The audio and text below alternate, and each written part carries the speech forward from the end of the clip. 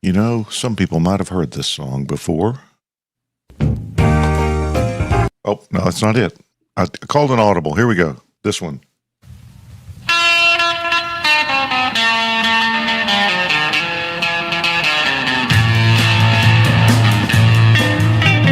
Therefore, thus says the Lord, the God of hosts, the Lord, in all your little towns there shall be wailing, and in all the streets they shall cry. They shall call the farmers to mourning. I will pass through the midst of you. I take no delight in the noise of your solemn assemblies.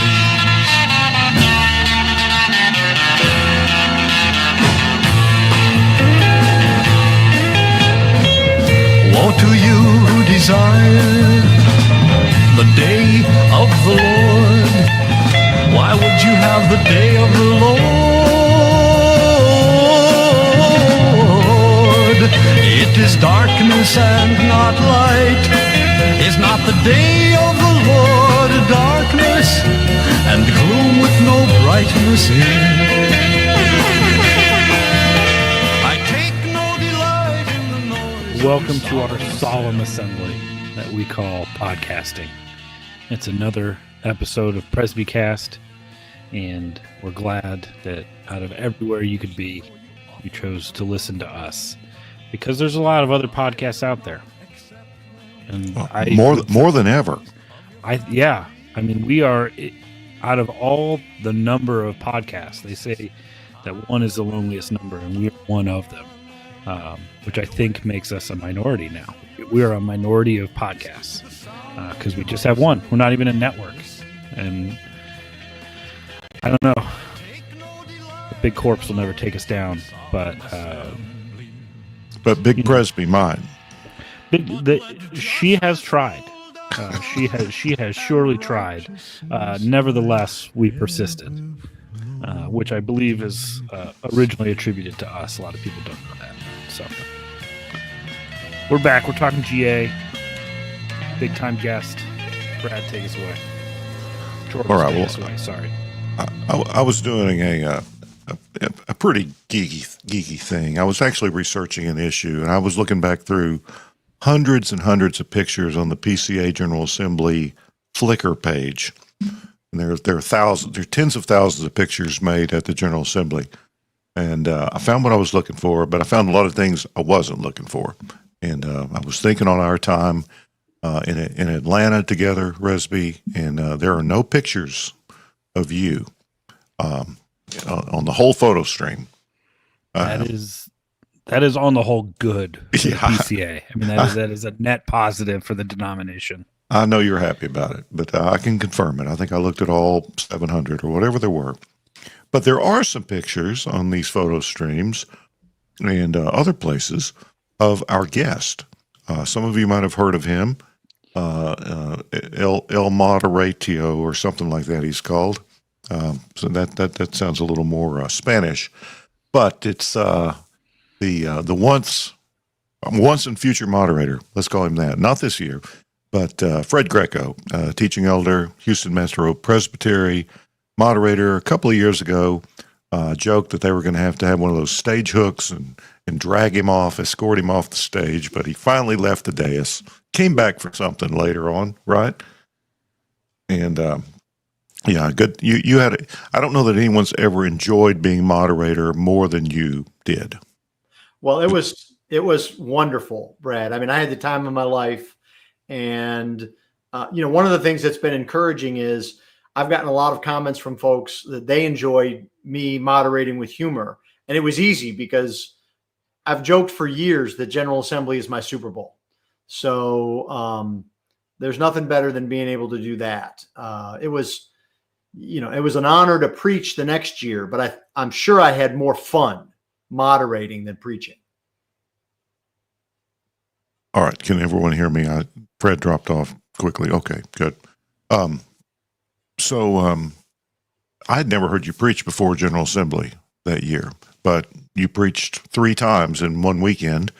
at my church recently for Presbytery and twice for the Lord's Day, and that was a joy. And I hope you enjoyed your trip to our environs. I did, Brad, and your congregation. Okay, was we've really lost great. you, Fred. You lost me, huh? Make sure you didn't mute yourself. No, we can all hear him. All right, Can you hear me, Presby, Resby? hold it together. I'm going to have to reconnect that thing. Resby, you can hear me? Oh yeah, I could hear you the whole All right. time. Well, I'll answer that question while Brad's reconnecting. So I was able to preach for the Presbytery and then also for Brad's congregation, Covenant, and that was wonderful. The folks were very gracious, and it was a lot of fun to be able to do that. And as it turned out, it was Mother's Day when Perfect. I accepted the invitation from Tennessee Valley Presbytery. I didn't look hard enough at my calendar. And so I got a lot of teasing from my wife and other folks. You know, what are you doing traveling and going someplace on Mother's Day? So, Well, I'm sure you preached a really sentimental, hallmarky sermon, about motherhood and all the good stuff that can come with that. yeah. There's nothing more motherly than Isaiah 8. You know, that's good. That's a good mother sermon. And I've heard that said many times. I'll bet you have. So I'm back. Can you all hear me now? Yep. Can you hear me? Okay. Yeah. Everything's good. Great. Yeah. It's a USB issue. It just happens. But we're all back together and happy. There's, as we all know, there's nothing much going on in the PCA except this upcoming General Assembly. And we've done 3 shows on overtures. Now, just to restate, most people know, but an overture is a request from a lower court or an individual who's a presbyter in the church for the General Assembly to do something or say something. Is that in its simplest form? Is that it, Fred? That is correct. And typically they come from a presbytery, but they get to presbytery from usually an individual or a session. And as we may talk about later, if the presbytery does not send it up to the assembly, the person who has originated the overture can send it up in the same form. So I actually have an overture, and I've been getting a lot of needling about that because the documents manager has overture 33 as coming from the Fred Greco. That's terrible. Yeah. Let me ask you, some people automatically, reflexively, disregard or diss any overture that comes from an individual and not a presbytery, or from a session and not a presbytery. Have you ever argued against an overture on that basis before? In certain instances, because oftentimes an overture will come up that is not very thoughtful. That's why a presbytery has denied it, or is not really ripe. It needs some work. So what I'm hoping is that folks will give me a hearing, because not only do I have that overture, I authored 4 overtures that my presbytery did pass, and I helped draft 2 others that got passed by another presbytery. Well, you're going to get a hearing because you're pretty loud, and people will hear you. That's correct. At one level. So when you were at our church, we turned the volume on the sound, the faders on the soundboard for the pulpit microphones lower than they've ever been. And one of the Morris children turned to Sarah and exclaimed that he's very loud, but we heard you, so you're going to get your hearing. I'm almost sure of that. Yes, exactly. All right. So do you want to talk about overtures first, or sort of, first timers quick guide to the General Assembly, what to look for, and even for people watching on the stream, because it's sort of a media event now. But which one of those do you want to talk about first? Well, maybe we should start with what the assembly does, because that will give folks, an idea. So I want to encourage folks who are going to the assembly for a first time or a new time. You've probably heard me give some version of this exhortation that if you're an elder in the church, part of your calling is to be a churchman and to go to presbytery and go to General Assembly. And it's not a waste of time. It's not unimportant. Even if, you aren't driving every decision or making every speech, it's important for you to be there. One of the ways in which as a church court, we discern the will of the Holy Spirit is by taking a vote. And so it's important to do that. And when you go, it's also very important to observe and to see and find out, what is going on? Why are we discussing this? What are we discussing? Where are we going? And if you don't know, you need to find someone who's a little bit more experienced and ask some questions. And so one of my typical things that I'll let, it's not really a secret out, is one of the first things I do when I show up at General Assembly with my wife is I do a very romantic thing. I make her walk down with me to the assembly hall that's empty and just has a whole bunch of chairs. And we walk around together, and sometimes we hold hands, but we walk around together, and I find the microphone that I'm going to sit next to. And I have a rule. I want a microphone in the middle so I don't have to crank my head back to look at people. And I don't want to be in the back because I want to be close enough to hear, and my hearing's not as good as my voice. And I want to be about a step and a half from a microphone. So I'm always right on the aisle. Well, because tell everyone who rarely give speeches. Right. I almost always make points of order. Tell everyone in the Overtures Committee, you're not on the Overtures Committee this year, but tell everyone who saved you a special seat last year. Well, that would be my good friend, Brad. And I was surprised. So, this is how good Brad is. So I'm pretty good. So I showed up at Overtures. I made the ruling elder for my church who came with me and was also on Overtures. I made him meet me in the hotel lobby way early, and we went and grabbed coffee because I said, we got to get to Overtures early so I can get my seat.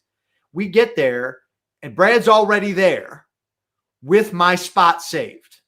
And so I was happy. I think, though, Brad, you might have enjoyed that too, because it did put me near a mic.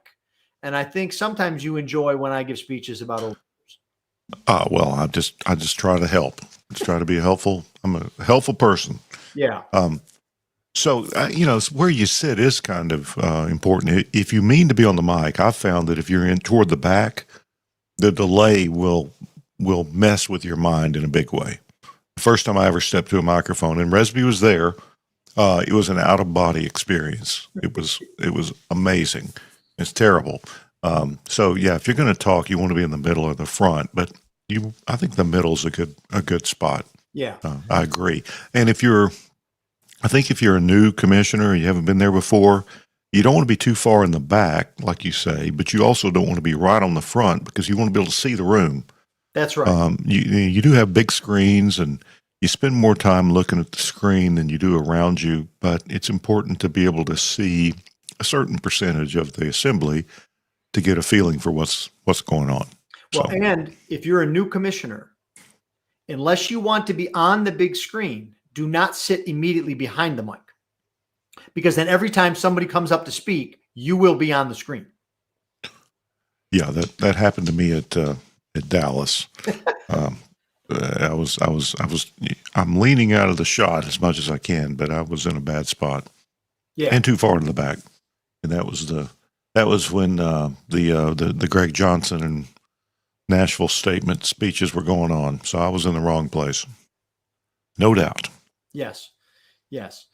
So assembly starts really on Monday. The actual assembly doesn't start on Monday, but the committees meet on Monday, especially two important committees, the Overtures Committee and the Committee of Commissioners on Administration. The Administration Committee meets usually starting Monday afternoon.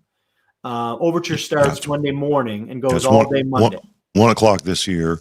The Overtures Committee is the biggest room besides the assembly. Right. Generally, there's spectator seating for a couple hundred, and you've got over 100 on the committee.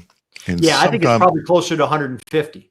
Right. Yeah, and I mean it could be as many as 88 times two, but that's never the case. You want to get there early. Sometimes there's a lot of seating for observers, and sometimes there's not much. So that you want to get a seat there. And they've done much. The AC has done much better with getting bigger rooms and having a better setup. But sometimes they don't have a choice, and that's it's variable in quality and experience. The OC watching experience.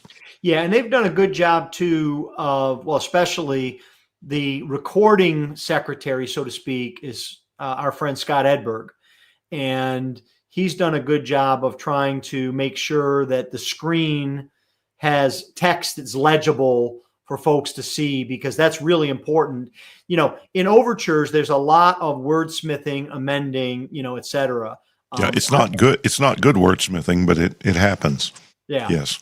Well, what happens typically is, and we're going to probably talk about some of this, even overtures I've drafted, you draft them and you publish them, and then people start to say, well, have you thought about this? Have you thought about that?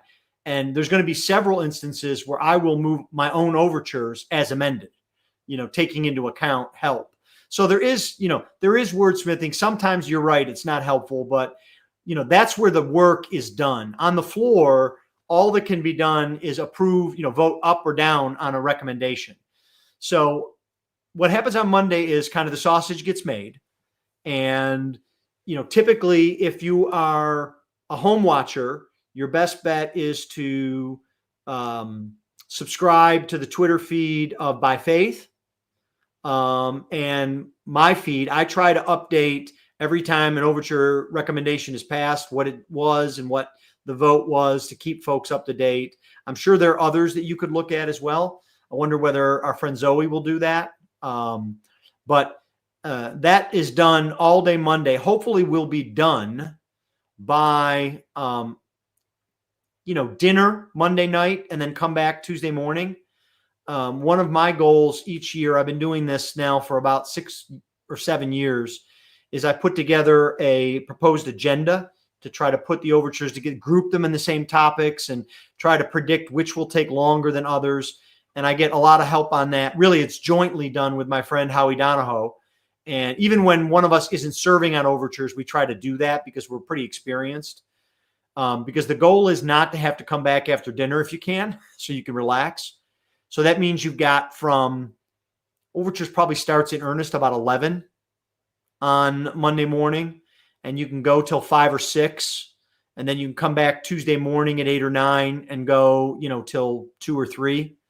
And so it just depends on where you are. Now this year, there's a tremendous amount of overtures. There's 41 to the overtures committee, which there have been more, but I've actually commented on this. There have been more, but in those instances, they were like the same overture was passed by like 20 presbyteries. So this is by far and away, I think the most we've seen in a while. So the other commissioners will. Well, we speculated on what that means. I think it means that there are a lot of people who are interested, but that we're somewhat unsettled because we wouldn't. I mean, some of it's cultural anxiety, but some of it's, the PCA is still a young denomination and still figuring out, who and what it is. And there are people who want to, overtures are sometimes just an expression of sentiment or opinion. Right. So, the OPC, I think they have one overture this year. Right. Now, part of that's cultural. Well, remember the OPC has a hardbound Book of Church order. Yeah, and the cool thing is if you pass an overture this year, and they print the book every 4 or 5 years, so if an overture passes, it doesn't go into effect until they print the book again. So you've really got to be patient and play the long game. They're just trying to keep me out of the OPC, Brad. There's no way I could handle that. Well, it's working. Yeah. So, but I think I haven't done an exact analysis of this, but I'm going to guess there's probably 10 to 15 BCO kind of wonkish process overture amendments. So there are others that are, cultural moment statements. Overture 50 is kind of a sentiment statement, for example. But there's a lot that are just, there's not a lot of guys that have passion for this, although it's important because they'll become parts of the Constitution if they pass. And so some of these overtures, as you see here, they're assigned to committees. So we have 50 overtures, and I mentioned 41 to the overtures committee because some, like you see on your screen here, Overture 2, changing the boundaries of a presbytery, just goes to MNA. So when an overture comes in, the stated clerk assigns the overture to the relevant committee of commissioners. Now, an exception to that is, or a clarification to that, is that any overture that seeks to amend the Book of Church Order or the rules of assembly operation, even if it touches on missions or church planting or RUF, it still goes to the Overtures Committee to make the dispositive recommendation. I authored and we got passed 2 separate amendments to try to make that happen.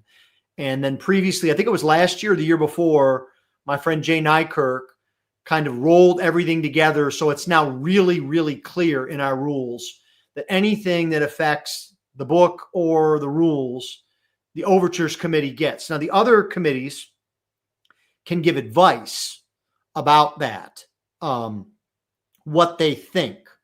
And so one example of that is Overture 30 that I've written that pertains to the permanent committees, but it's an amendment to the BCO. So it's done by Overtures. And all of the rest of our committees of commissioners, which when the PCA was designed, those committees of commissioners were designed to be oversight and checks and balances on the permanent committees, because you have to have a permanent committee. You have to have church planting year round. You have to have college ministry year round. You have to have missions year round. You can't just do it at General Assembly. And so we have committees that carry those throughout the year. And the check and the balance to that is their minutes, their budgets, their actions are all reviewed by a corresponding committee of commissioners, which is elected differently every year. There's a different group of guys every year. And this is kind of a distinctive in the PCA. The OPC has something similar with oversight committees, but it's not exactly the same. This was intentional by the founders to provide an independent review, so to speak, of the permanent committees. And those mostly meet on a Tuesday. There may be one other committee that meets on Monday besides administration and overtures, maybe the seminary committee, Covenant Seminary Committee. Most of them meet on Tuesdays. Most of those other committees don't require nearly the work that the Overtures Committee requires because they're dealing with less overtures, less material. There'll be a couple of hours, whereas Overtures is likely to be 15 to 20 hours plus in meetings. And all of those committees of commissioners will make recommendations on overtures and recommendations from the permanent committees. And that's how all of that gets to the floor of General Assembly. And so all of that pre-work is done so that when we start the General Assembly, it moves smoothly. Now, I'm old enough to remember when every overture, every committee of commissioner report and recommendation was debatable, amendable, substitutable, changeable. And that's when we met, until they kicked us out of the venue at noon or 1 on Friday. Now we don't have that. And so, when I moderated 2 years ago, we finished it, I think, about 3:30 on Thursday, which was at that point the record. And then even despite my vain efforts to filibuster Steve Dowling, he beat my record by, a few minutes. And I tell him it's because he had more overtures engrossed than I did, and less minority reports. But all of that is very streamlined for our actual assembly. We have debate, but it's constrained. We're not doing any wordsmithing on the floor of assembly, which makes sense. You don't want guys adding commas and semicolons. You don't want 2,300 guys doing that. It's just not a good use of time. So then the assembly starts in earnest on Tuesday evening. The preceding moderator preaches the opening sermon. There are 3 worship services at assembly. Well, hold on. If it's a ruling elder, they exhort. Well, I don't subscribe to that because ruling elders to preach, they can be licensed to preach under BCO 19. So, okay. And that's why, a woman cannot do anything an unordained man can do, because an unordained man can preach and he can be licensed to preach. So this year, the ruling elder moderator from last year is ruling elder Steve Dowling, who's in Auburn, Alabama. Now, the ruling elders do have an option. I suppose teaching elders would too, but I've never seen one take advantage of it, to ask someone to preach in their stead. My friend John Bice, for example, had Randy Thompson give what was one of the best sermons at a General Assembly in decades a few years ago. But Steve is ready to go. I've talked to him about his sermon. He's excited. I'm excited. Is he going to wear those mobster shoes when he preaches? I don't know. We'll have to see. It'll be behind the pulpit. Uh-huh. But he's a 3-piece suit guy. So you can look forward to that. And so he's going to preach the opening sermon on Tuesday. And, your listeners may be curious. One of the most strange things about preaching to the General Assembly. Now, I've preached for 20 years in my church, and I've preached in other churches, like I was up in Oak Ridge. And I've even preached in big venues like Briarwood. The assembly is the only place I've preached where the entire congregation is in the dark and where the spotlights are on you. So you can't see anyone, their facial expressions. That's energy for a preacher.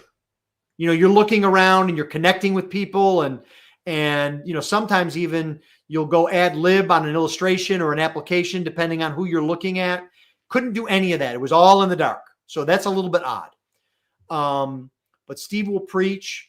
And then right after he does that, among the first items of business, after we test the clickers and after about 200 guys yell, "My clicker's not working, my clicker's not working," we go to the election of a moderator. This year is a teaching elder year. And I'm not sure I should let the cat out of the bag, except for I will say I know at least one of the teaching elders who is going to stand for moderator. I think he may even stand unopposed, which is what Steve Dowling had last year. He's a good friend of mine, and he will do an excellent job if he's elected. After he is elected, we do some simple business, cooperative ministries report, stated clerks report, and some other things. And then the other thing we do is we take up partial reports of some overtures, because certain amendments to the rules of assembly operation require not only a majority, but they require of people voting, men voting, but they require a majority of all commissioners registered. And at that first worship service is when you have your highest attendance. You never know if that comes up Wednesday at 3:00, if you're going to have half of all the commissioners in the room. So we'll take up some SJC manual amendments. We'll take up a couple of any of the overtures that you're panning through that say amend RAO, like we're seeing here, Overture 43. That will be a part of the report, partial report on Tuesday night, so that we make sure we get the right quorum requirements. Well, you've left out one thing. That's ratifying the amendments that have been approved by 2/3 of the presbyteries. And that's become spicier in the last few years. It has. It's interesting. It used to be routine that there wouldn't even be debate. Last year there was some debate. One of my favorite all-time speeches at the General Assembly was, "Brothers, please don't pass this overture. We've been violating the Constitution for 10 years. And if you pass this, we're really going to be violating the Constitution." I found that a little bit humorous. It was revealing. It was revealing, though. Yeah. I can recall a time, we were just discussing this, a few friends. There was actually a time where an overture passed an assembly. It overwhelmingly passed the presbyteries. It was like 90%. And then it was the well-known, our friend, teaching elder David Coffin, got up and gave a speech against it, and it failed and was not enacted at the very last moment. So you can't take those things for granted. The second assembly has to pass what the first assembly has passed. Yeah, I'd say this: if you feel pretty passionately about an overture, no matter how dramatically it passed, 90% of the presbyteries, be ready to speak to that. Because there was an instance about 3 years ago where 2 or 3 overtures were shot down, and it's just because the people opposed to them were ready to go. That's correct. So yeah, I think people are waking up on that. But I would just tell everyone that's not a rubber stamp anymore, and it's not a insignificant. That's correct. And so we conclude Tuesday night, usually about 10:30, 11 if there's a lot of debate. And then I have to give a shout out to my good friend Ben Ratliff, because we have seen the demise of the Tuesday night ice cream social. And so maybe that's a job we can give Resby as an ecclesiastical advisor, a fraternal delegate, to make the ice cream social great again? I never liked it. I've got some ideas. I have thoughts and plans on how we could do that. Yeah. And then we quit and we come back Wednesday morning. Now this year, you may note from the docket that we are not having a assembly-wide seminar. They're really, in the Cooperative Ministries Committee meeting I chaired this year in the middle of the ice storm in Alabama and Georgia, Ice-Mageddon. We had a discussion, the former moderators and the coordinators, that there really wasn't anything pressing. There's not any study committee report to talk about. And, we're not going to have a seminar just to have a seminar. We couldn't have a seminar last year for matters that will go unsaid. But what that means is we're going to reconvene the assembly earlier on Wednesday at 8:30, not at maybe 10 o'clock, what we normally did. And so that means we'll probably start ahead of normal schedule. And the very first thing we take up our review of Presbytery records. And my sources at Review of Presbytery Records right now, as we speak, tell me that there are multiple minority reports, and they expect multiple items to be taken out of the engross motion, which means my guess is we will very quickly fall behind the agenda. The agenda has a starting Committee of Commissioner reports at 11. My guess is we're going to go a little bit past that with Review of Presbytery Records. All right. So your prediction is we're going to be behind early. So it could be, it gets a little stressful. That's right. You become irritated by things that appear superfluous when you're behind. That's right. I hate to toot my horn here. Actually, it's a posting of the L, as they say. I think it was when was it? Maybe it was Dallas.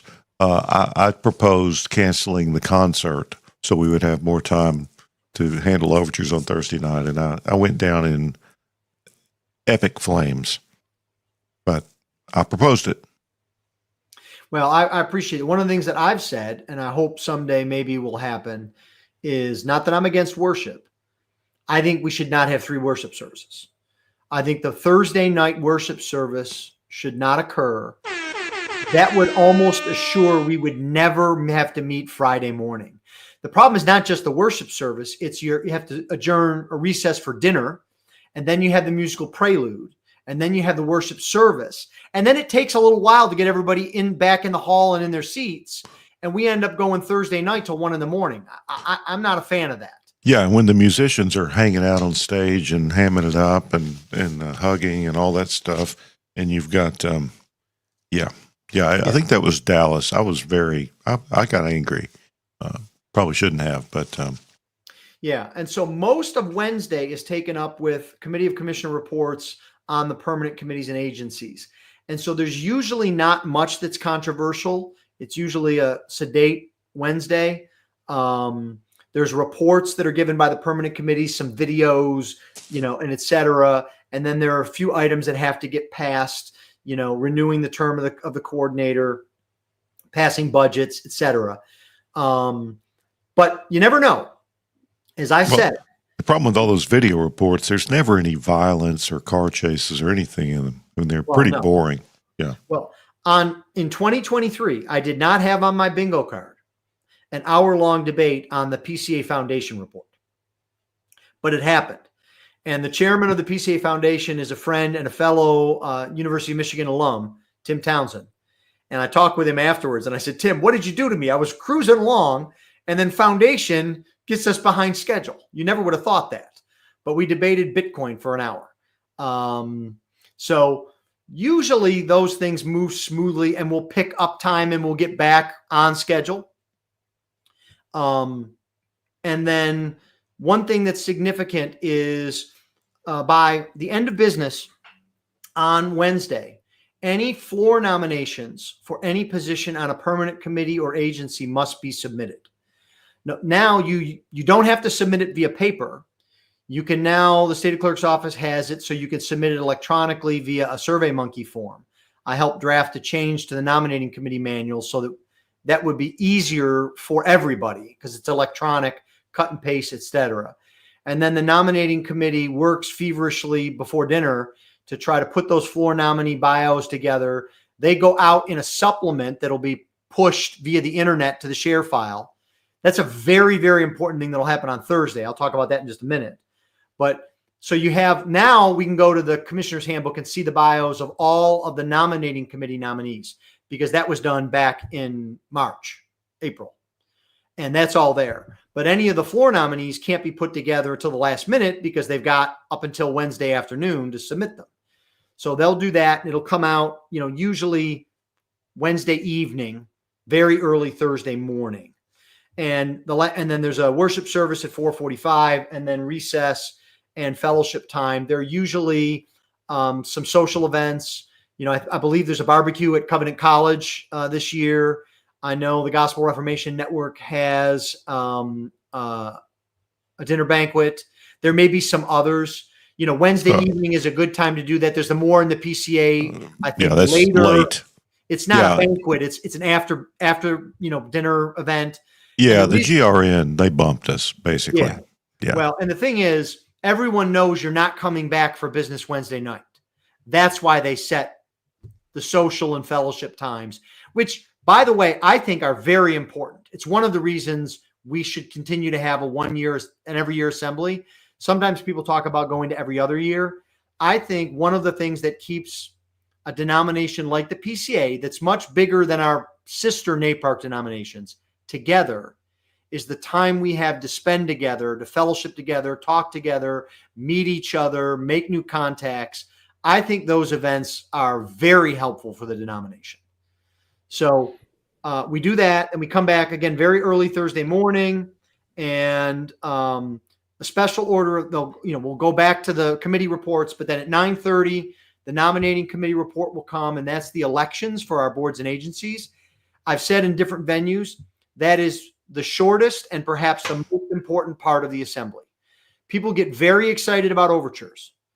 As a man who's drafted multiple this year, I'm telling you, the nominating committee report is more important, because this is electing good men to serve our denomination 12 months a year. They're doing real work of ministry. They're guiding our committees and agencies. This is really important. And men who are called to that work, we need to prayerfully and wisely elect men and encourage them in that ministry. Yeah, and if there are two camps in the PCA, they're very, numerically, it's kind of like the U.S. electorate. A percent or two affects outcomes on committees like that. Some years you can say, well, just, the committee nominees are all pretty good. Just vote for most of them. Other years, the floor nominees are a big deal. And I believe, as I understand, maybe some people this year would suggest that many of the floor nominees, like most, are worthy of consideration. So if you don't know about that, ask someone in the know. I'm encouraging folks to do their homework and be ready, because I've seen elections decided in the last few years by as few as 20 or 30 votes out of like 1,700. There have been some very close elections. And so you want to make sure you're in the assembly. It's an order of the day, which means at 9:30, whatever we're doing, we're going to stop parliamentarily, and we'll take this up, and it'll be done in 15, 20 minutes, because there are no speeches given on the floor. That's another reason why you need to do your homework. You can't say, well, I'm going to see who Dr. So-and-so recommends, or I'm going to see who Mr. Smith says is great. You can't do that. You only have the written bios. Yeah, it goes by as quickly as an auction. The first time you go to an auction, you think, I'm interested, bam, it's over. Yeah. And it's very quick. So if you don't know about that and you care, ask someone who does know. And there may be people, there's nobody publishing advice, but, you might get a text, or you might be able to know who to talk to if you don't know. And usually it's pretty simple, but I would ask on that for sure. That's correct. And then after we do that, assuming we finish the committees of commissioners, and if we haven't, we'll go to the committees of commissioners. We go to the overtures report. Now, I think the last few years we actually started overtures before lunch. And so that was one of the reasons we finished so early. And one of the things that's interesting is that, again, I'm old enough to remember when we debated virtually every overtures recommendation on the floor. Now, even when it's not unanimous, if there's an overtures recommendation that's like 80-20, sometimes even 70-30, it gets passed in the engross motion, which means there's no debate. Anyone can say, I want to talk about this overture. You don't need to make a majority. You just say, take it out of the engross. I want to talk about this. And it only takes one person to say that.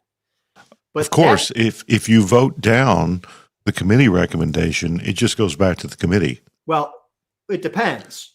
If the committee recommends yes, right, and you vote down yes, it counts as no. If the committee recommends no, and you vote that down, then you're right. It goes back to the committee, which usually means it goes back to next year, which usually means there's not much going on. Now, one of the things that I tried to do when I moderated in 23, and I've given, some advice to my green friend who may be moderator, is to say you need to be constantly telling people we're voting, and if you vote this way, this will happen. And if you vote that way, that will happen. Because that gets really confusing when there's a recommendation in the negative from Overtures Committee and someone likes the overture, they think they're supposed to vote yes, but they're actually supposed to vote no. They're supposed to vote against no to get the yes. So I think I repeated these things over and over and over again because it's easy to get lost, especially if you're new. You repeated it a lot, but you repeated it quickly. Yeah. Right. Yeah. So that's good. I think that's one of the key things of moderating. All your job is to do is to be a traffic cop. You're not supposed to editorialize. You're not supposed to do anything other than be vanilla. I would say boring, but I tried not to be boring, but to be, matter of fact and let people know where we're going and keep things moving, quickly. And sometimes when that happens, the Lord gives you kind providences. Like there was one instance where I was able to call both Joey Pipa and Howie Donahoe out of order on the same item. And that was like a treat. Yeah, but didn't Bob Mattis beat you on one? Ruling Bob owes his reputation for the rest of his life to me. Yeah, that picture was the banner image for one of the Facebook groups for a long time. Now, I will say this, and Bob will agree with me. I was asked that question, and I answered it correctly. And then something happened, and someone asked the same question, and I got confused, and then I answered incorrectly, and Bob caught me. Now, I'm actually glad Bob caught me because then we didn't do the wrong thing. But yeah, Bob owes me that one. I think I need to set up a GoFundMe for him to help me out here. Okay, there's one more thing that I think I want you to school us on, and that is technology. You have to have an iPad or a small laptop or something to keep up with reports that come out late and to be able to read this because they don't print as much as they used to. That's right. And I think a few years ago, you even had a tip on, you need these 3 different apps on your iPad so that you can quickly move between different PDFs. Yes. The PDF of the handbook and of the report. So I'm sure that that changes over time as technology changes, and the latest iPads are going to work a little differently. But I had noticed because the only Apple product I have is an ancient iPad, which I bought used, and or somebody gave me. Maybe my wife gave it to me, but whatever. Being able to move back and forth between PDFs is not that easy. No, that's right. So and also speak to the Wi-Fi versus data because they've done a much better job in the last few years of the Wi-Fi. But you have to understand any Wi-Fi network that's going to have, it's not 2,000 people. It's probably 3,000 because there's observers and there's exhibitors, et cetera. So what I recommend is that you're ready with the Wi-Fi, and every morning and every afternoon before you come back from the break, you check the share file app and your other apps I'll talk about in just a second, and you refresh them so they download every change thing. So you do that before you're actually in the hall. You're having a better signal. And then my iPad has cellular capability. There's varying ways. I think, Brad, you can even do this with an Android, although I don't recommend Androids. You can tether your iPad, tablet, computer to a hotspot from your phone. Yep. That gives you cellular data. I like to have that as a backup. If you're having trouble with the Wi-Fi, you turn on your cellular on your phone, and it's basically a little private network, and you can, even if your tablet is Wi-Fi only, you can essentially piggyback the cell signal and do that. And the official app that the PCA uses is Citrix Share File. That's what's in there. And what I like to do is I have an app called Good Reader.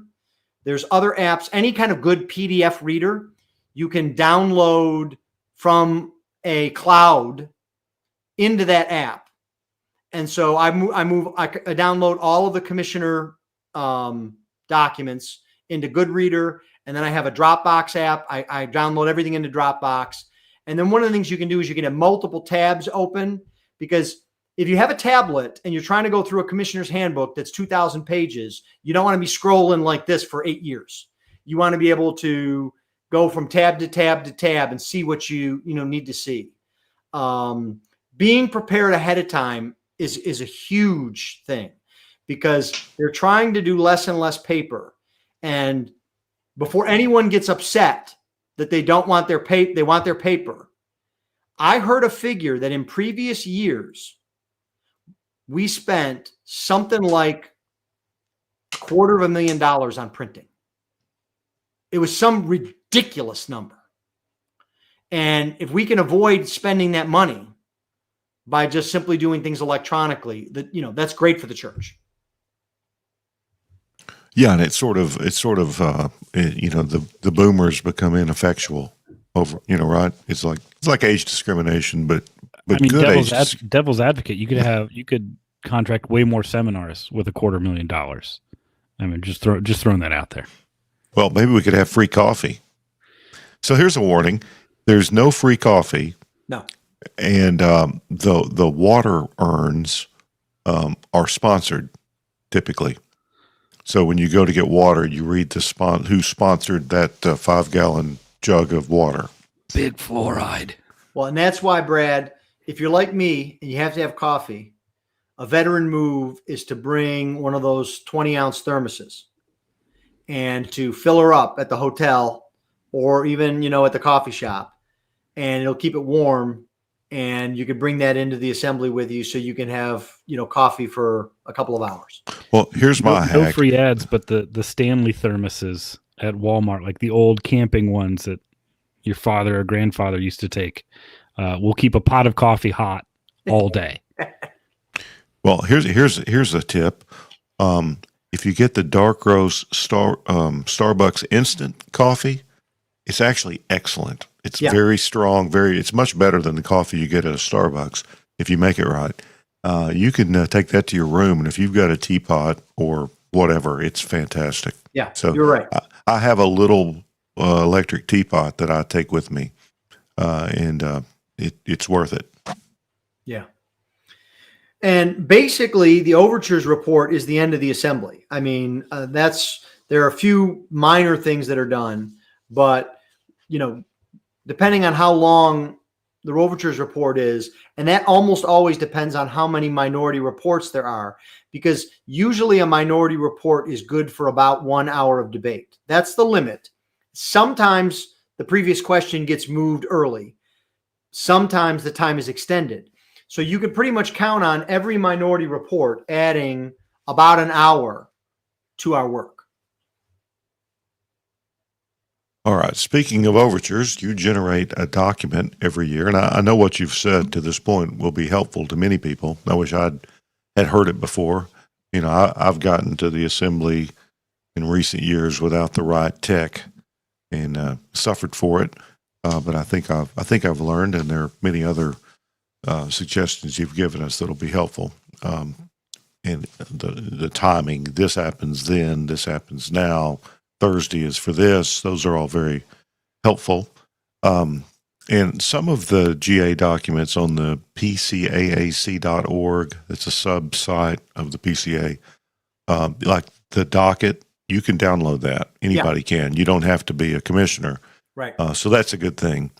People should do that, and they can schedule their viewing, as we like to say around here. Yeah, I have several folks in my congregation who watch the live stream, and as I've mentioned before, my wife is a frequent attender. She's planning on being with me. I think this is her 13th or 14th assembly, and I have some folks in my church who are General Assembly groupies, and they like to watch the live stream.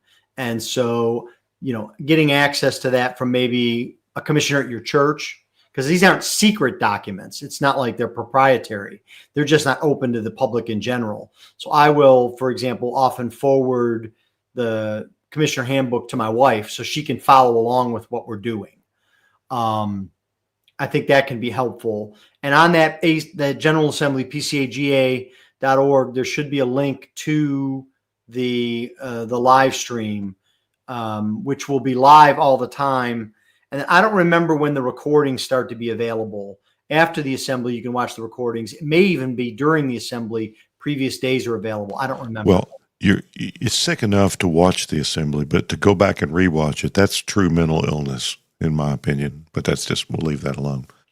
So you put out a document every year. It's not just you. There are a couple other people who do it. Coffin and Donahoe. But you have a document that gives your, not just recommendations on overtures, but sort of some explanatory, contextual information. And we don't have time to talk about all 50, and we wouldn't if we did. But what do you want to? I've got it on screen for video viewers and live viewers.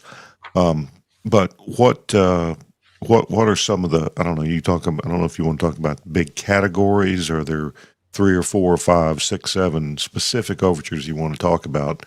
You just take it where you want to go. So let me start with one big category that's easy to find, and that is the various items related to what's been called Christian nationalism. So we have 3 overtures from 3 presbyteries. That's Overture 3, Overture 4, and I believe Overture 27. I'm going to check it. No, not 27. Come on. 30. Let me read what you wrote here on one of those as a note. This year contains perhaps the most requests for ad interim committees or study committees in recent memory, despite the fact that study committee fatigue is a real thing in the PCA. That's correct. And so we've got, as I said, we've got 3. It's 3, 4, and 47 asking for a study committee on Christian nationalism. And I'm answering that. I'm suggesting that I'm going to vote to answer this in the negative, because I don't think this is an item that warrants the time and the expense and the work that some other items like the human sexuality overture study committee was. I also think, as you pointed out here, that a really good alternative is Overture 48. I wonder what wise soul thought up this overture, which is just to appoint a committee to draft a simple pastoral letter, not to try to do a 40-page document or a 100-page document. And in my mind, this is very similar to the overture that actually was passed after some amendments to appoint a commission to write a letter to the civil magistrate on transgender medical and surgical procedures for minors. I was the moderator that year, so I appointed a commission. Wonderful, wonderful commission. The chairman was Nathan Newman, who's with Ministry to State in D.C. Dr. Blair Smith from RTS was also on that commission. Dr. Bruce Bogus from Puritan Reformed Seminary was on that commission. Dr. Hans Madame from Covenant College was on that commission. There are a few others. You can look it up in the minutes. I forget. There were, I think, 6 or 8 total. And they produced an excellent letter that let's just say the last administration probably didn't look at. And this administration, I'm told, may even send us a thank you for that letter. And so I think this is an alternative to setting up those study committees. And there have been other pastoral letters. There was a footnote to one on this overture, but I found another one since. So it's asking for a short document or paper.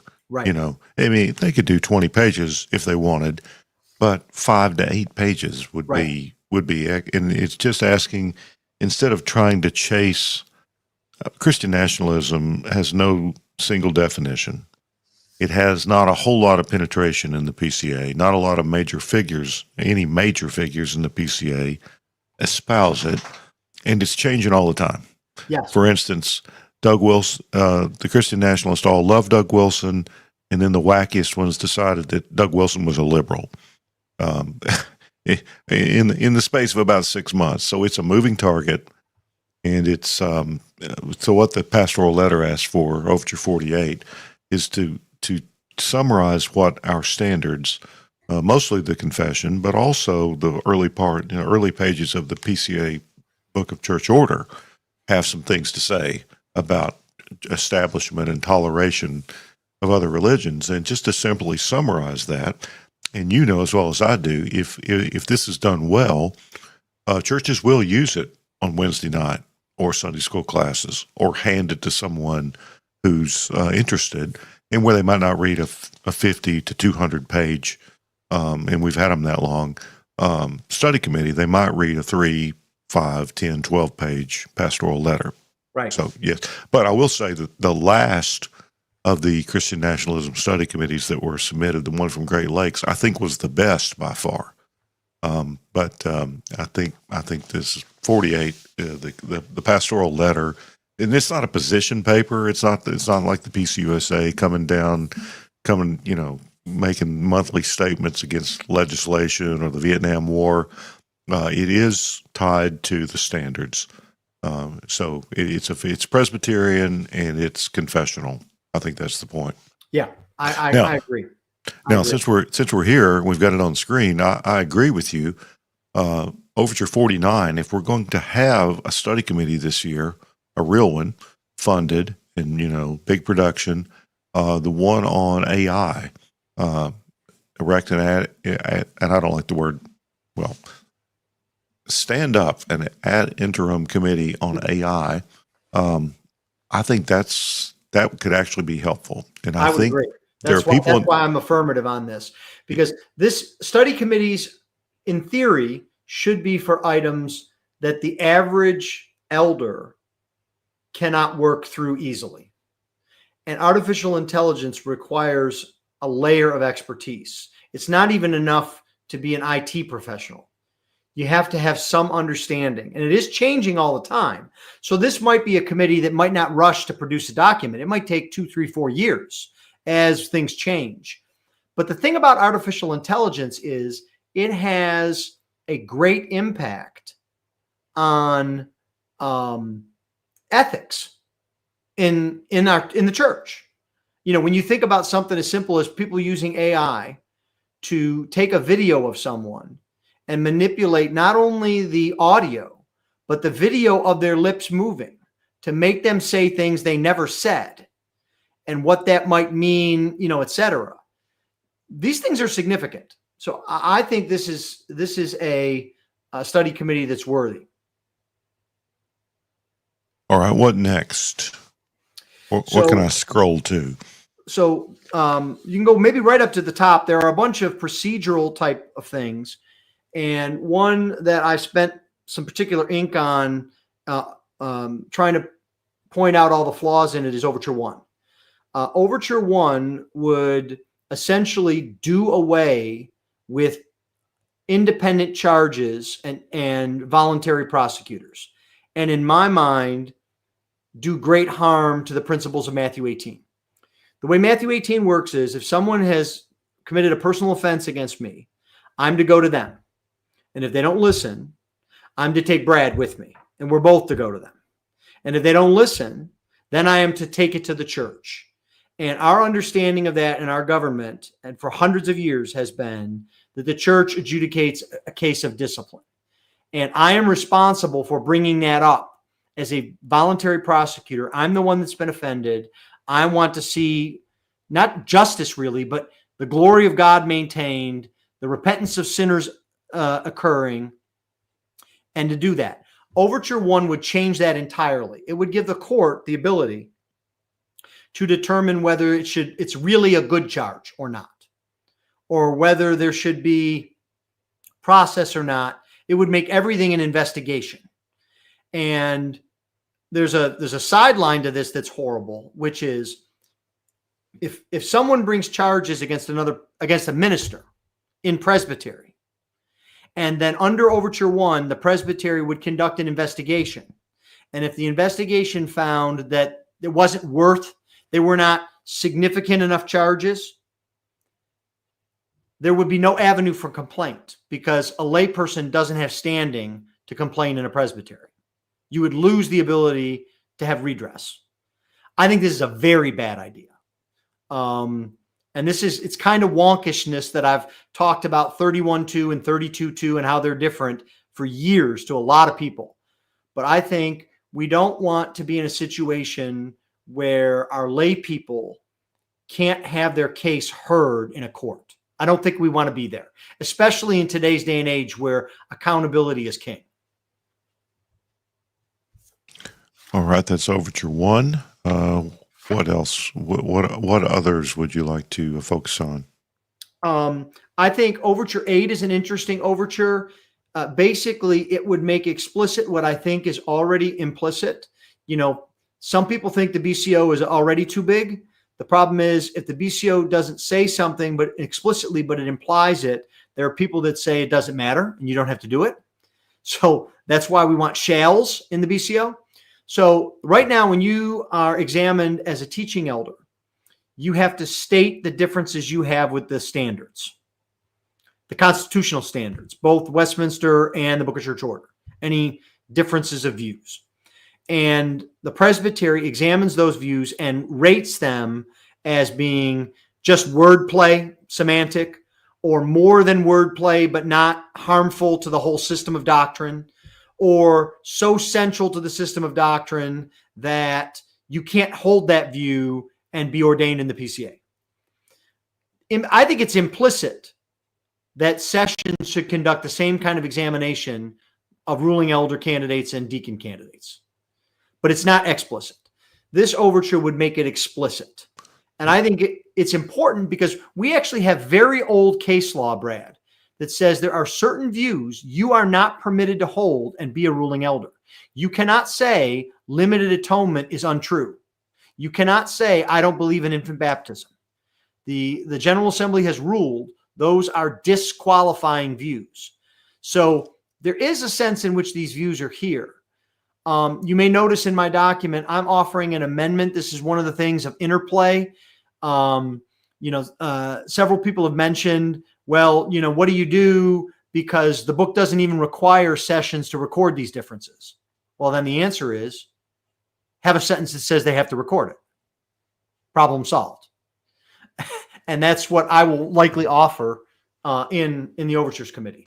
Yeah, so, I actually wrote a version of this with that built in, but it did not pass my presbytery. But I think you or someone will, well, not you, but someone will offer an amendment early on. I think that's just natural and part of it, something they overlooked. I wrote an overture once that passed and may be ratified this year and didn't realize that the exact same overture, almost to the word, had been passed 3 or 4 years ago and got shot down at the beginning of assembly, but I didn't even know it was there. Yeah. One of the things about Presbyterian records, I don't know how they did it before you had Control F on a PDF. Yeah, I know. But it's just so time consuming, and it's easy to miss something. So you're right. You look, and then you ask people who you think know a lot more than you, and that's the only way to be sure. And that's even right. There's like this Mandela effect. Sometimes everyone remembers that something happened, and there's no record of it. Yeah. Another No, tip. you are correct. And sometimes you have to go digging. I just did that this week. I went digging for something that was passed by the 2015 Assembly that related to the overture about the RUF manual. And that's in my document. And I had to go back and find this because we actually passed in 2015. It was related to child protection. And we asked all of our permanent committees and agencies to report back to the Assembly what steps they had taken to prepare and protect in child protection. And to my knowledge, not one committee has produced a report saying what they've done. And people just forget. I try not to forget. And there are other people that have better memories than me even. But you're right. That certainly can happen. All right, what next? So I think an interesting overture is Overture 10. It's about assistant pastors. There's been a lot of ink spilled on this. There have been articles out, on various blogs and websites describing this issue. The PCA has a little bit of an odd polity in that our assistant pastors are pastors and they're voting members of Presbytery and General Assembly, but not voting members of the congregation. And there's a tension there because the BCO. But they're also not called by the congregation. That's correct. They're in some sense they're imposed on them, albeit by people that the people have chosen. But that's one argument against. That's correct. That's correct. But the issue is complex because, for example, if I was not a minister and I moved to Oak Ridge and I joined your church, every one of the member of your sessions would be my elder, even though I did not vote for one of them. And I may never vote for one of you if you don't have a rotating session. That doesn't make you illegitimate officers. So it is a complex matter, I think. The other thing is these kind of simple. There's a reason why this has been a tension for decades. This proposed overture actually says you could be an assistant for 5 years. And if the session wants to keep you as an assistant, there has to be a congregational vote of 3/4 to keep you. If you don't get 3/4, you're fired. However, if the session wants to make you an associate, it's a 51% vote. It's just odd. And I think another thing that people don't realize, the laws of unintended consequences. If someone says, well, this will do away with assistant pastors and all men will be associates and they'll be voting members of the session and will uphold our principles, I got news for you. Here's a spoiler alert. All of our large churches are going to start calling seminary graduates as directors.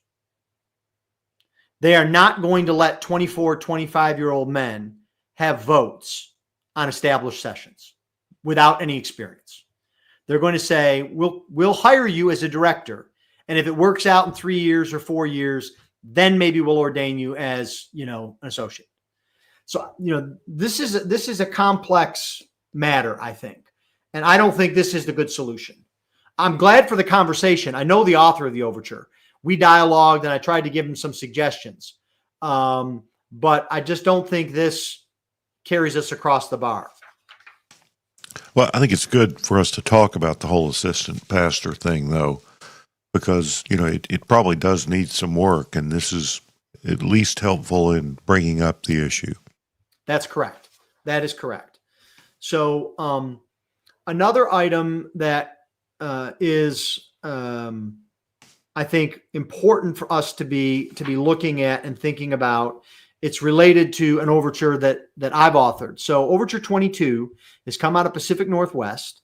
I believe Ruling Elder Donahoe is the author of it. It holds the record for the longest rationale ever in the history of the world of overtures. 20 pages of rationale. I don't advise that for bedtime reading. But it would allow churches to put in their bylaws an age limit for certain congregational votes, presumably something like disposition of property, voting on officers, voting on pastors. It would not be mandatory, but it would be optional. Now, I have concerns about that, as you'll see in my document, because I'm concerned there will be some churches that will use that as a venue to admit very young children to the Lord's table. thinking we can admit a 5-year-old to the table and we don't have to worry about them voting in a pastoral election. I'm not saying everyone who's for this overture is of that opinion. That's not what I'm saying.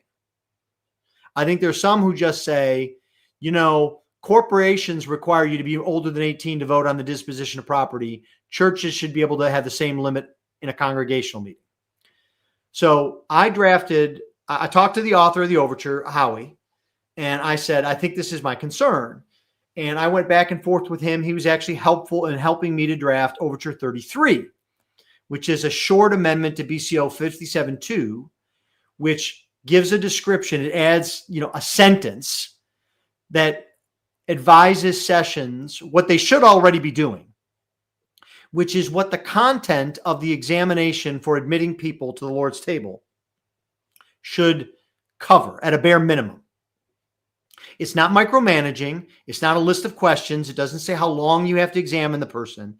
It's just merely some broad categories, because being admitted to the Lord's table this sounds odd at first, is not about whether someone can give you an indication that they're a believer.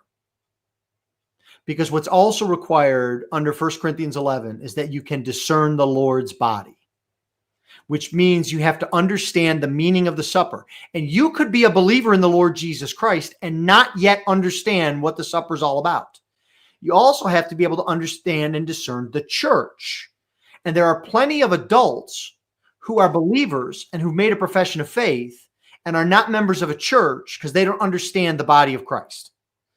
And so I think these categories are important. So, and there's the issue of vows too. Yes, understanding the vows. You are correct. I don't believe a 4-year-old.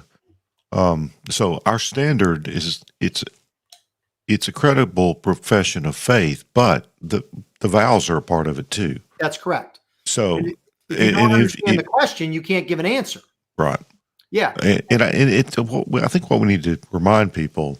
I mean, yes, the Lord's Supper is important, but you don't force. It's not so important that you need to shove someone into it who doesn't understand it fully. That's correct. Actually, you want to do the opposite, Brad. Right. There's warnings about partaking unworthily. Yep. And so, there's that. So this is an instance, because I know you're all about this too. You're helpful. That we should try in the PCA where we can to compromise, find common ground, be unified. And so I'm recommending basically the flip side of what Howie recommends in his document, which is I'm recommending Overture 22 in the affirmative if Overture 33 passes. And he's recommending Overture 33 in the affirmative if Overture 22 passes. So they're not quite companion overtures, but they do kind of go together. And I think we're both very comfortable with both of them working together. Yeah, I'm very much against 22 because I can't help but believe it's not a reverse engineering job to try to fix a problem caused by admitting too young a children to the table. I can't get past that. But one of the things, I've taught communicant classes, or even when we're receiving members, I always say, in the communicant classes, I say, if we don't decide that you're ready after you meet with the session, that you're ready to partake of the supper, it doesn't mean you're not a believer. That's correct. If you believe in Jesus right now, you're a believer. I mean, right. we can tell you that we think you're saved, but that doesn't mean you should be taking the Lord's Supper every week or every month. And I think most sessions have had this experience where it could even be a teenager, and the parents say, they believe and trust in Christ, and they could even say they understand the Lord's Supper, and you bring them into an interview with the elders, and you can't get a word out of them. And that's not what they believe, but they've got to actually say something in order for you to admit them. And some folks clam up and freeze up. Now, that doesn't mean if you can't verbalize it in that meeting, in that moment, you're not saved. That would be ridiculous. Yeah. Now, one of the things my session has done based on, mistakes and bad experiences, sometimes with younger or kids that we know are very shy, we'll think which one or two elders would they be most comfortable with. We'll designate them as a commission, and instead of sitting in front of 8 mostly older, bearded, ugly men, you only have to sit with 2, which is 1/4 as difficult. We think so. Right. So we're not looking for an age appropriate confession so much as an age appropriate process. Right. But the vows are the vows. There are no age appropriate. We can't modify, and some churches do. There are churches out there that modify the membership vows and change the wording. But I would say, just like our definition of office and ordination, it's a non-negotiable. It's what binds us together. If we all are on the same page and we've all taken the same vows, and we understand that what you call a deacon is what we call a deacon, and who you lay hands on is who we lay hands on, then we can be unified, and then we can get along. That's my view. And I think that the constitutional vows are mandatory. So there's an overture here to change them. And one of the comments that I make is... And what number is that? Yeah, I don't like that one, but I'll just editorialize in that respect. It's to change the vows and add and change several of the questions.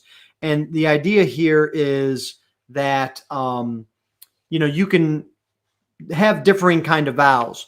There's a may in 57.5, but the may is not, you may ask these questions. The may is, you may ask them in a public setting. You have to ask every member those questions. They're constitutionally mandated. And so, that's where I think, this is an obvious, there it is, 19, revise the membership vows. So you're right. We are all on the same page, and we have to be on the same page. And I think the Constitution is what binds us. The Constitution, it's not that there are no other ways to do things. The Bible doesn't say you have to give someone 60 days to file a complaint. But we've agreed that you get 60 and not 61. That's what we've agreed. And if you think 60 is not enough, then you propose an amendment to make it 65. That's the way it works. I've said on many, many occasions, you can't take an exception to the BCO. You can express a difference of view, but you can't say, well, I think that you shouldn't have to examine a man in church history in order for him to be a teaching elder. You can't take that exception. And so you have to follow the book. That's, what you have to do. So, there's that.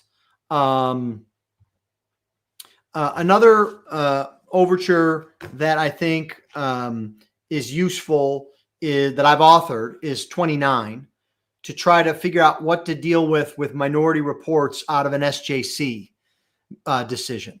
We've come close several times to having a potential minority report, and the current language requires the state clerk to hand mail out paper copies of all the decisions to every session in the PCA, which is burdensome and expensive and ridiculous in a day of electronics.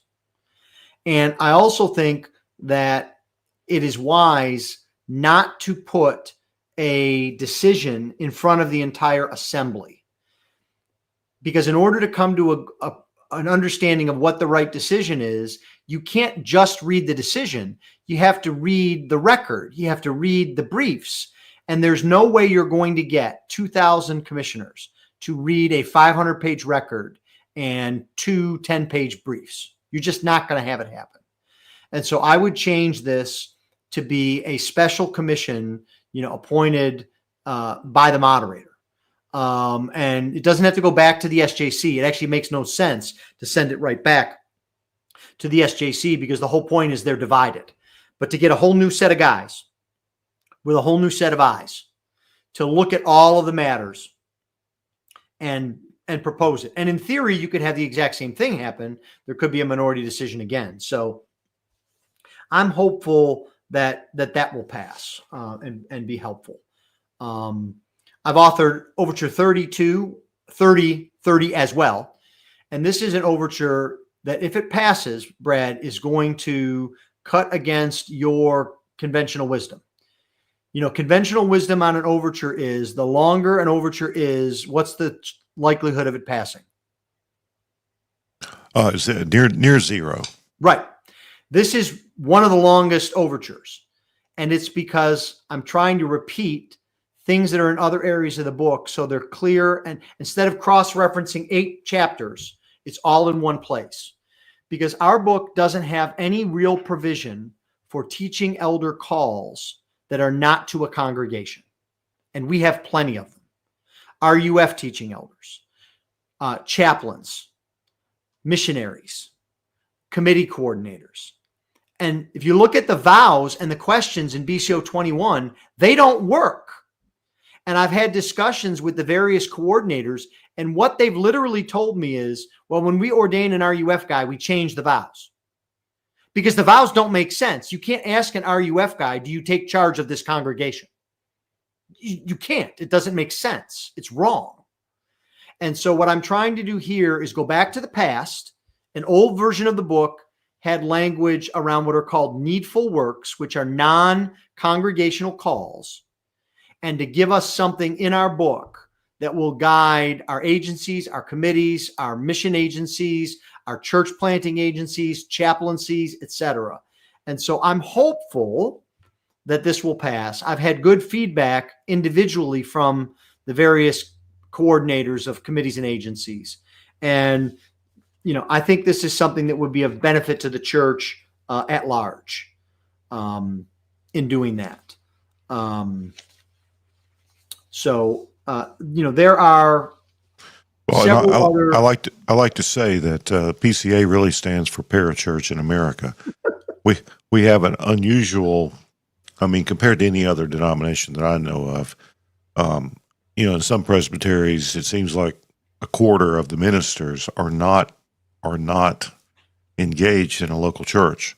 They work for parachurch organizations of one kind or another. And again, that can be good or bad, but it does create some very confusing and where you have to make it up, as you say, and right. We don't need that. Right. So the definition, we think ordination is important, and that a valid ecclesial call to go to a word and sacrament work.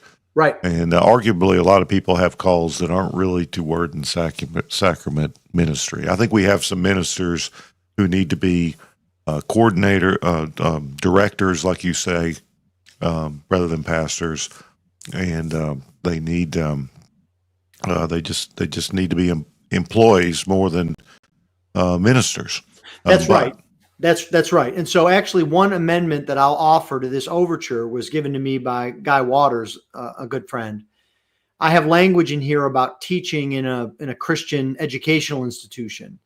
And he suggested that there should be clarifying language, teaching theology or Bible, because you don't need to be ordained to teach chemistry in a Christian institution. And I thought that was helpful. And, it's making your point. It has to have a close connection to word and sacrament. Otherwise, it doesn't even prevent someone from being ordained. They could be ordained as a ruling elder if they're a gifted teacher. There's no reason why you have to be a teaching elder. We need more knowledgeable, excellent churchmen ruling elders. And so there's no reason why someone couldn't be ordained and serve in that capacity. All right. So, one of the things, if it's interesting to ask yourself, why is this overture a thing? There's a story, sometimes it's just a concept behind, but there's usually a story, and they can be interesting. If you're a weirdo, you'll find them interesting, I guess, is what I should say. But you're hearing some of the backstage or the rationale for these things tonight. Yeah. Well, we don't want to go too long. You want to pick out one or two more? Well, I think you're on one right now that I'm pretty passionate about. It's Overture 32. I've drafted this as a result of an SJC case. What do you do when someone is indefinitely suspended from office or the sacraments? Obviously, one option is if they're repentant, you restore them. So this would be a pastor who got in trouble somehow, and one of the is this just for ministers No, it's everybody. Okay. So it could be a ruling elder or a deacon who's suspended from office, or a member? a member who's suspended Yeah. from the sacraments. So one of the options that the court has, the court meaning the session or the presbytery, Or whatever, yeah. is to say you're still a member of the church, but we're unsure enough about your spiritual state that you don't need to take the Lord's Right. Supper. So sort of the definition of being indefinitely suspended is we're unsure of your repentance. And when we are assured of your repentance, we're going to restore you. But there's a problem because the opposite could be true. What if we're not assured? What if we're assured that you're not repentant? And so in the past, the SJC ruled that all a court had to do was just have a motion, have a vote, and they could elevate that suspension. You could excommunicate someone who was suspended. You could depose someone who was suspended from office. And we had another case about this, and the SJC decided on a pretty sizable vote. It was like 22-2 or 19-3. And I authored that decision, which has led to me making this overture, basically saying if someone is guilty and has been censured, they shouldn't have the rights of someone who's innocent. But they also shouldn't be informed in the mail that the court has excommunicated them or deposed them. They should have an opportunity to say to the court, look, I've repented. Here's evidence of my repentance. And so that decision suggested a process that was applied in that case, and this would make it constitutional. Now, there's a minority position from that SJC case, and that is encapsulated in an overture out of Southeast Alabama. That is Overture 38. And that would say, no, if you're going to elevate suspension, you have to do a whole brand new trial, bring evidence, et cetera. And one of the arguments against that is principial, which is they don't deserve someone who's guilty and has been judged unrepentant doesn't deserve all the rights of someone who has never been convicted. The second is a practical argument. If you tell a court you can indefinitely suspend someone from the sacraments, and if you find out a year later that they're unrepentant and you want to excommunicate them, you have to hold a new trial and call witnesses and bring evidence to do that. I think most courts will just start excommunicating people right off the bat. They won't even bother. And they'll say, if I excommunicate them, they could be repentant later and I could restore them. And it would almost make indefinite suspension immaterial, which I think is wrong and bad. There's another thing a court could do. A court could say to someone who's indefinitely suspended, we're not going to go through the expense and work of a new trial. You can just stay indefinitely suspended forever. You can stay in limbo forever.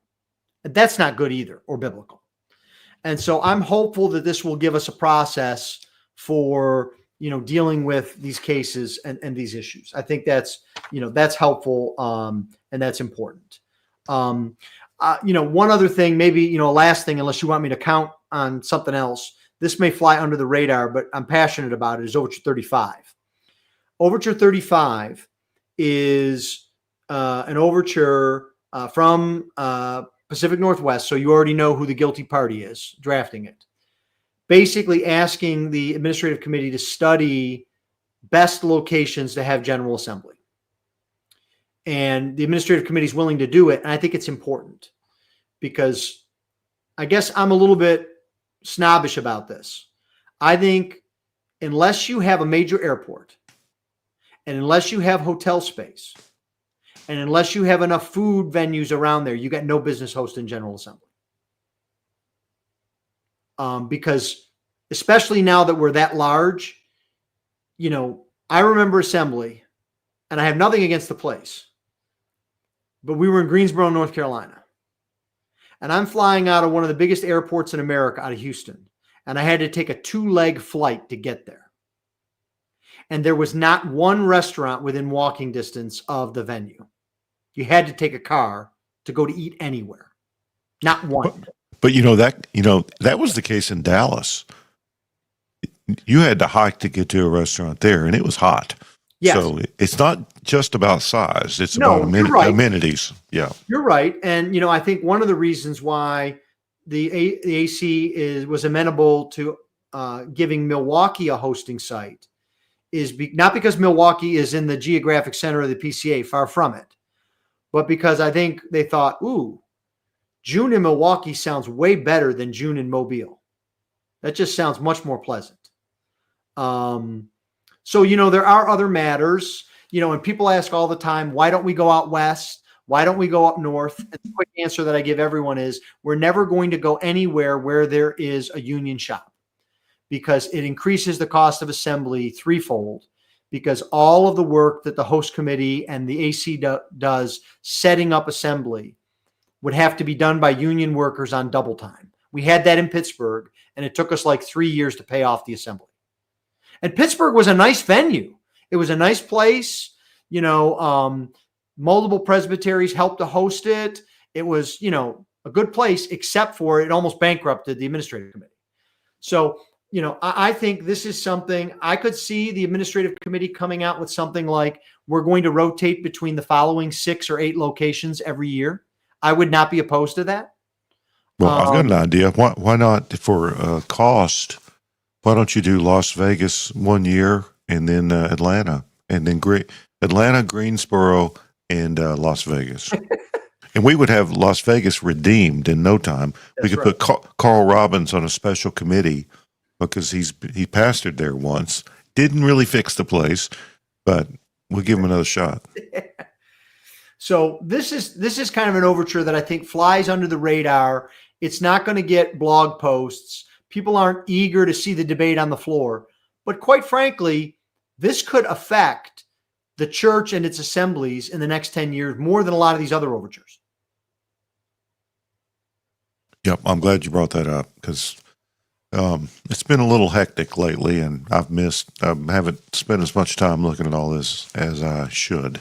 Yeah. Although you look at them as they come out, but it's hard to remember 50 things. It is.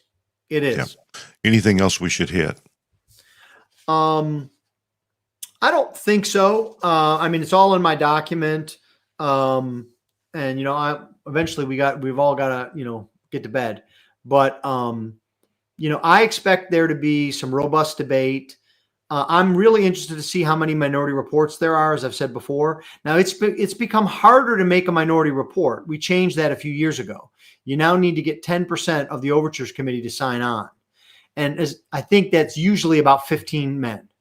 And they can't all be teaching elders or all be ruling elders.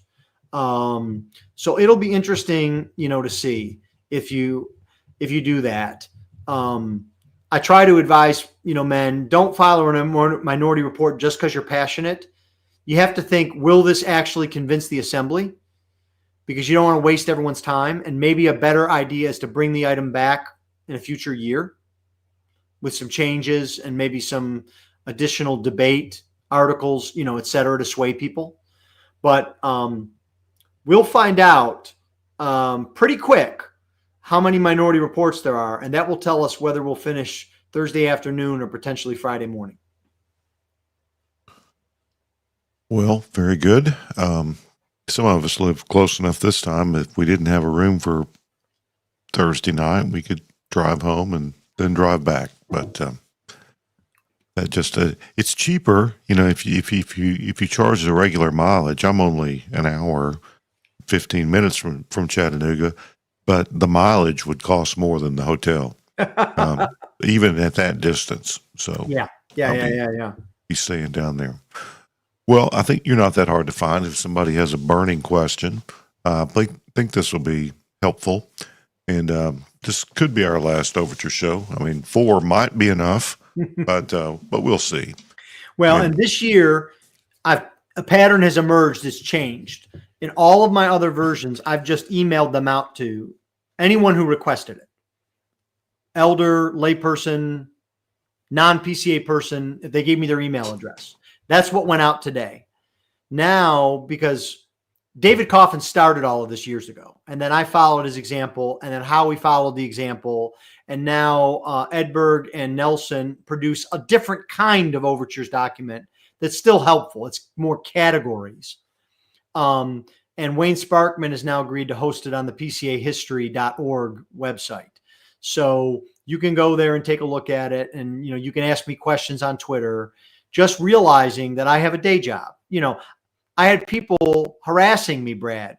Where's the document? I want the document. Where's the document? And I kept saying, number one, I have a day job. The free document. Yeah. And number two, my granddaughter's visiting. You think I'm going to pay attention to you when my granddaughter's here? You got another thing coming.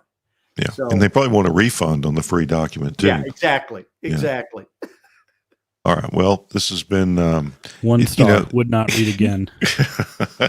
It hasn't been. It's been Presby fun. It hasn't been fun by any normal standard, but in this strange, it's so. Yeah, everyone else in the PNR world think we're weird, but there's this small world character to the PCA General Assembly, and if you watch the stream 2 or 3 years, you're going to feel like you know half the people that you see. And if you show up there, it's just really you can't explain it. Maybe it's not for everyone, right? But it is what it is. So, any parting words as we prepare to get out? Well, I would say, if you are an elder watching or listening, and you are not a commissioner to the General Assembly, and your church has available commissioners, every church gets 2 ruling elder commissioners, and then a third when you're over 350 members, that you should very seriously consider registering and coming to General Assembly. I was shocked to hear from the administrative committee that every year we have about 100 men register on site the week of. Huh. So the spots aren't sold out. You can register today. You can get online right now and register and go to the General Assembly. And I would say especially to ruling elders, it's your duty. Yeah, this is what you are to do to be a churchman. At this point, you might have to sleep under a bridge downtown. But yeah. But or maybe rent a car, get somewhere 30 minutes away and rent a car and come in. But again, Brett, I'm really passionate about that. Bring back hitchhiking. Yeah, I mean, I don't take a lot of excuses. When I was a ruling elder, I was a lawyer working 70 hours a week, and I went to almost every assembly. I made it part of my vacation. I made it part of what I did because the church is important, and Christ loves the church. He died for the church. I can be inconvenienced for the church. And so I can't emphasize that enough, that we need men who are committed churchmen, not just because we need you to make a difference, but because you need to know what's going on in the church. You need to take ownership of the church and be aware of these things, be able to inform your congregants and make a difference. Yeah, and more of your congregants are plugged in now with social media and are aware of the issues than ever before. And live stream. Yep. And they respect, they don't resent, they respect your involvement.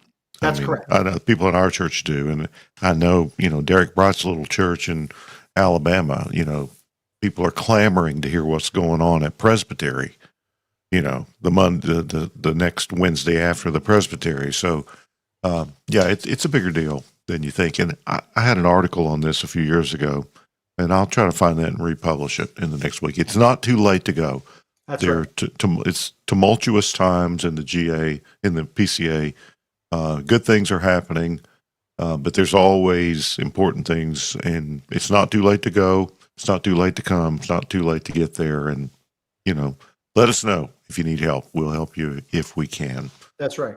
And Resby will help say good night to our listeners. We've had a pretty big live audience tonight, and we appreciate that. But we appreciate Resby too. Well, I'm glad to hear it. Just tried to make it through the annual review period here at Presbycast. It was a contract year for me, so I've been trying to put up some good numbers, and happy to see that that's been reciprocated. Thanks, Fred, for coming on. As always, thank you everyone for listening and commenting and engaging. Probably see you, on the Twitter feeds for GA as well. But in defense of Greensboro, Dallas does fly direct to Greensboro. Ask me how I know sometime. But if anyone else, is thinking about going, you should go. It's fun. Concerned lay people are always appreciated as attendees there as well. And, if anything else, don't be an earthling.